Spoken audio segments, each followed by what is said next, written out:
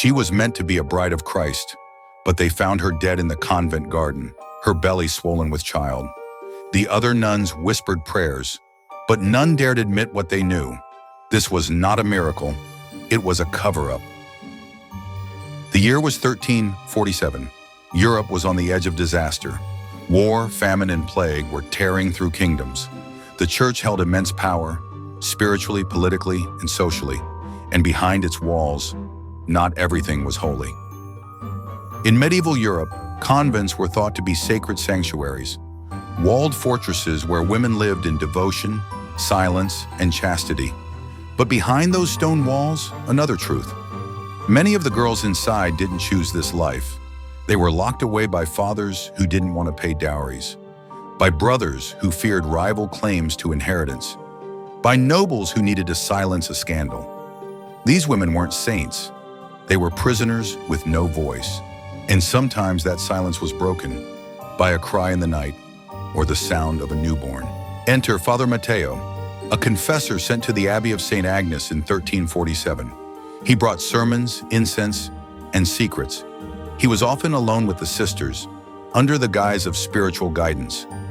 One nun, Sister Elspeth, just 17, began spending more time in the confession booth.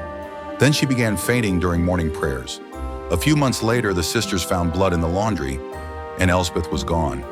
The abbess claimed she had been sent away for retreat, but a town midwife said otherwise. She had seen a veiled woman in agony, escorted in the night. Then a small, unmarked grave appeared behind the chapel.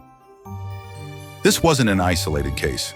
Church records from across Europe hint at pregnancies, abandoned infants, and quiet burials. Some convents became havens of hypocrisy, where priests fathered children they later declared miraculous or demonic. In 15th century Italy, a convent was found to have a secret tunnel leading to a nearby monastery. When authorities investigated, they found 7 infants buried beneath the floorboards. Their crime? Being born. For the women trapped in this system, breaking their vows wasn't always a sin, it was survival. In some cases, the relationships were abusive. In others, they were the only source of human connection. And yet, the punishment always fell on the women. Defrocked, imprisoned, or worse, disappeared. The men, often reassigned or promoted.